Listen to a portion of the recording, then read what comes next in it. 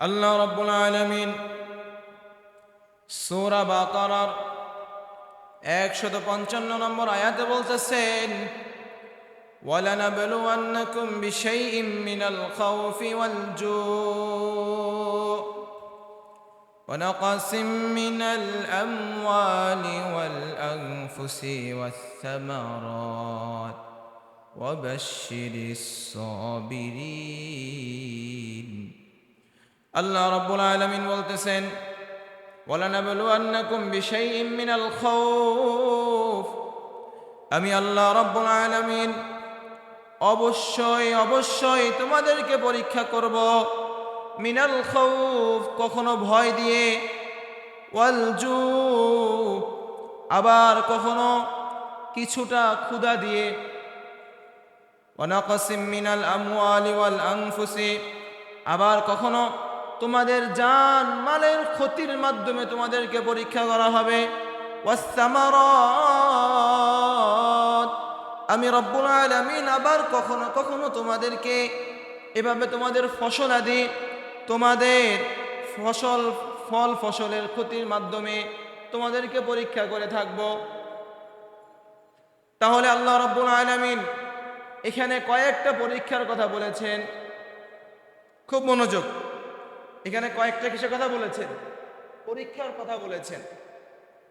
আচ্ছা, আল্লাহ যে কোরআনের মধ্যে বলেছেন পরীক্ষা অবশ্যই আমাদের থেকে নিবে, এটা কি মিথ্যা? বিশ্বাস হয়তো কথা এটা, যে আমাদেরকে পরীক্ষা নিবে, পরীক্ষার সম্মুখীন হতে হবে। যদি আপনি ইমানদার হন, যদি আপনি কি হন? ইমানদার হন, তাহলে আপনাকে পরীক্ষায় দিতেই হবে। এবার আসুন, এই পরীক্ষার কয়েকটা মাধ্যম আছে। আল্লাহ তাআলা বলতেছেন মিনাল খাউফ, তোমাদেরকে আমি ভয় দিয়ে পরীক্ষা করব। আচ্ছা, এখন ভয় আছে না নাই? আছে। ঘর নাই মানুষের, যারা ঘরে ঘুমাচ্ছে, ঘরে পানি উঠে গেছে, ভয় না, রাত্রে না জানি সাপ চলে আসে, সাপের ভয়েও তো কিছু মানুষ আশ্রয় কেন্দ্রে উঠছে। তাহলে ভয় আছে না নাই? আছে। ওয়াল জু, ক্ষুধার মাধ্যমে পরীক্ষা। কিসের মাধ্যমে বলুন? কথা বলুন, কিসের মাধ্যমে? ক্ষুধার মাধ্যমে পরীক্ষা। ক্ষুধার মাধ্যমে পরীক্ষা হচ্ছে নি? হচ্ছে। হয়তো আপনারা খাইতে পারতেছেন, কিন্তু এমন জায়গা আছে যে জায়গাগুলোতে ঠিকমতো খাবার পৌঁছাচ্ছে না। আপনারা দেখেছেন লক্ষ্মীপুরে এক অঞ্চলে, যেখানে 5 দিন তারা রান্নাযুক্ত কোনো খাবারই চোখে দেখে নাই, শুধুমাত্র শুকনো খাবার উপরে 5 দিন কাটাইছে, রান্নাযুক্ত খাবার তারা চোখেই দেখেনি। তাহলে ক্ষুধার মাধ্যমে পরীক্ষা হচ্ছে নি? কথা বলুন, ক্ষুধার মাধ্যমে পরীক্ষা হচ্ছে নি?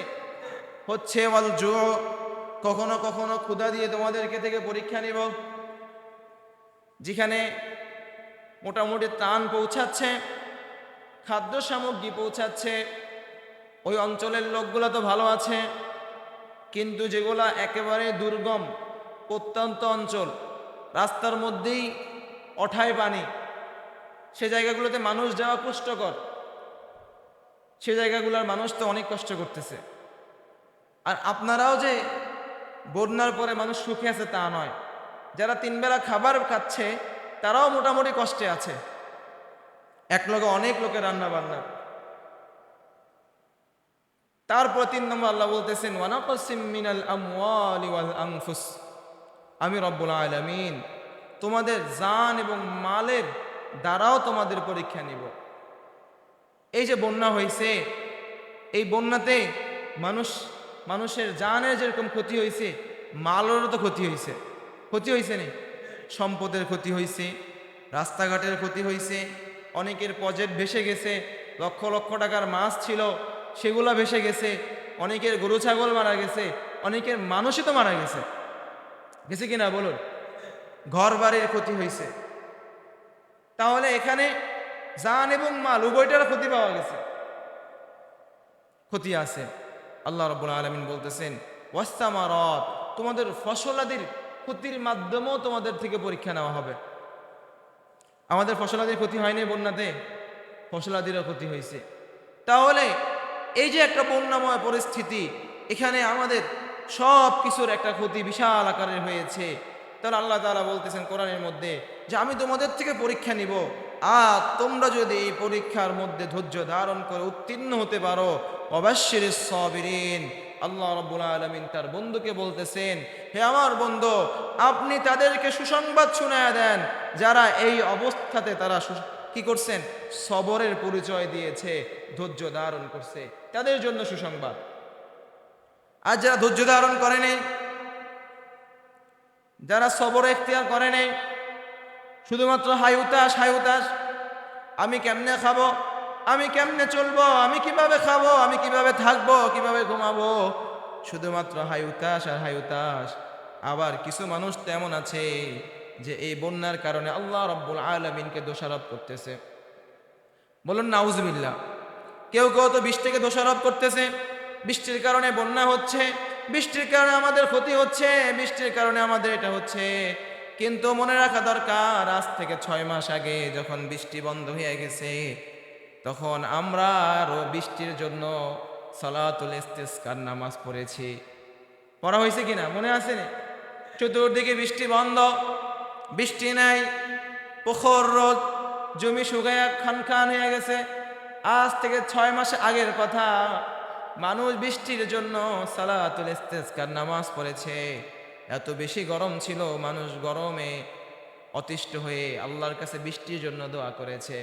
আর এখন যখন বৃষ্টি হয়েছে, এখন বৃষ্টি হওয়ার কারণে এখন বন্যা, এটার জন্য আবার আল্লাহকে দোষারোপ করতেছে। তাহলে তারা কি ধরে নেই? সবর ধরে নেই। এই বৃষ্টি, বন্যা, এই সব পরিস্থিতিতে সবর ইখতিয়ার, ধৈর্য ধারণ করতে হবে। কি করতে হবে বলুন?